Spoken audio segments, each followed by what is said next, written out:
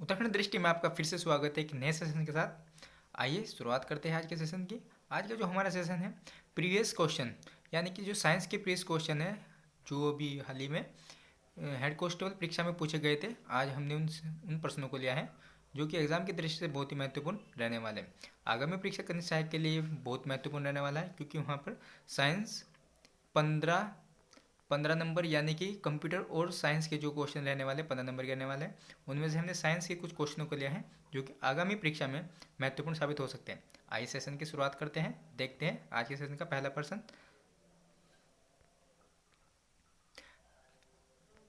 पहला प्रश्न है, वायुमंडलीय किस परत द्वारा रेडियो तरंगों का प्रवर्तन होता है? आपका ऑप्शन है मध्यमंडल, क्षोभमंडल, ब्रह्मंडल या फिर आयनमंडल। तो इस प्रश्न का सही उत्तर हो जाएगा ऑप्शन डी। ऑप्शन डी इसका सही उत्तर हो जाएगा आयनमंडल।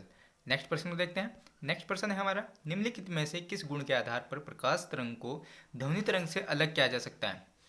तो प्रकाश तरंग को ध्वनि तरंग से अलग किया जा सकता है। आपके ऑप्शन है व्यतिकरण, अपवर्तन, ध्रुवण या फिर परावर्तन। तो इस प्रश्न का सही उत्तर हो जाएगा ऑप्शन सी, ध्रुवण के द्वारा इसको अलग किया जा सकता है।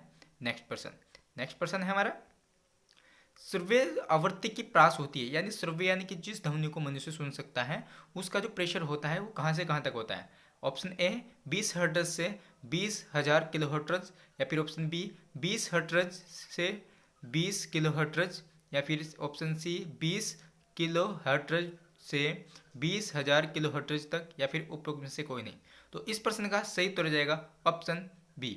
ऑप्शन बी इसका सही उत्तर हो जाएगा, यानी कि 20 हर्ट्ज से 20,000 किलो हर्ट्ज तक ही सर्वे आवृत्ति को रखा जाता है, यानी कि इस ध्वनि को ही मनुष्य सुन सकता है। नेक्स्ट प्रश्न है,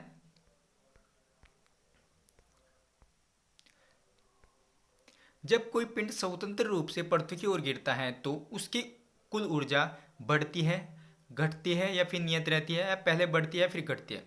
तो इस प्रश्न का सही उत्तर हो जाएगा ऑप्शन बी, वो क्या रहती है? नियत, उसमें कोई चेंजेस नहीं होता। नेक्स्ट प्रश्न, डायनमो किस सिद्धांत पर कार्य करता है?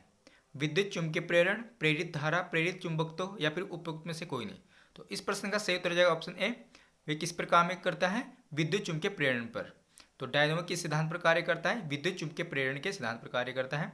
नेक्स्ट प्रश्न है, वर्षा के दिनों में ध्वनि की अन्य दिनों की अपेक्षा जो चाल होती है, यानी कि बढ़ती है, घटती है, समान रहती है, या फिर उपरोक्त में से कोई नहीं। तो इस प्रश्न का सही उत्तर हो जाएगा ऑप्शन ए, बढ़ती है। तो वर्षा के दिनों में ध्वनि की चाल अन्य दिनों की अपेक्षा क्या होती है? बढ़ती है। नेक्स्ट प्रश्न, हीरे की चमक का कारण होता है। तो हीरे की चमक का कारण क्या होता है? पूर्णांतिक परावर्तन, यानी कि ऑप्शन सी इसका सही उत्तर हो जाएगा पूर्णांतिक परावर्तन, यानी हीरे की चमक का जो कारण होता है पूर्णांतरिक परावर्तन। नेक्स्ट प्रश्न, चुंबकीय फ्लक्स का एसआई मात्रक होता है। तो चुंबकीय फ्लक्स का एसआई मात्रक होता है वेबर। तो ऑप्शन डी इसका सही उत्तर हो जाएगा। नेक्स्ट प्रश्न को देखते हैं, ताप बढ़ने पर किसी द्रव की श्यानता घटती है, बढ़ती है, कोई परिवर्तन नहीं होता, या फिर उपरोक्त में से कोई नहीं। तो इस प्रश्न का सही उत्तर हो जाएगा घटती है। तो ताप बढ़ाने पर जो ध्रुव की श्यानता क्या होती है? घटती है। तो ऑप्शन ए इसका सही उत्तर हो जाएगा। नेक्स्ट प्रश्न को देखते हैं। नेक्स्ट प्रश्न है हमारा, निम्नलिखित में से कौन सा डायोड वोल्टेज नियंत्रक के रूप में प्रयोग किया जाता है? ऑप्शन ए फोटो डायोड, प्रकाश उत्सर्जक डायोड, सोलर सेल या फिर जेनर डायोड। तो इस प्रश्न का सही उत्तर हो जाएगा ऑप्शन डी, जेनर डायोड। जो जेनर डायोड होता है वह क्या होता है? वोल्टेज नियंत्रक के रूप में भी प्रयोग किया जाता है। नेक्स्ट प्रश्न, भूमध्य रेखा से ध्रुव की ओर जाने पर गुरुत्वीय त्वरण का मान नहीं बदलता है, घटता है, बढ़ता है, या 45 अक्षांश तक ही घटता है? तो इस प्रश्न का सही उत्तर हो जाएगा ऑप्शन सी, यानी कि बढ़ता है। तो भूमध्य रेखा से ध्रुव की ओर जाने पर गुरुत्वीय त्वरण क्या होता है? बढ़ता है। क्वेश्चन नंबर नेक्स्ट हमारा, डी ब्रोगली तरंग दैर्ध्य का मान कण का द्रव्यमान बढ़ाने पर बढ़ता है, अपरिवर्तित रहता है, या घटता है, या फिर उपरोक्त में से कोई नहीं।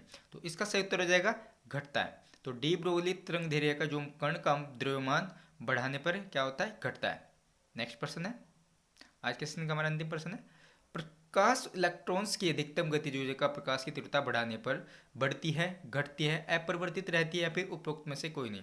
तो इस प्रश्न का सही उत्तर हो जाएगा अपरिवर्तित, यानी उसमें कोई भी चेंजेस नहीं होता, यानी प्रकाश इलेक्ट्रॉन्स की अधिकतम गति ऊर्जा प्रकाश की तीव्रता बढ़ाने पर अपरिवर्तित रहती है। नेक्स्ट प्रश्न है, केपलर का द्वितीय नियम परिणाम है। तो द्वितीय नियम किसका परिणाम है? कोणीय संवेग संरक्षण का। तो ऑप्शन डी इसका सही उत्तर हो जाएगा। यदि उत्तराखंड दृष्टि का आपको ये सेशन लगा तो आप उत्तराखंड दृष्टि चैनल को लाइक एंड सब्सक्राइब जरूर कीजिए। आपसे फिर मुलाकात होगी एक नए सेशन के साथ। तब तक के लिए नमस्कार।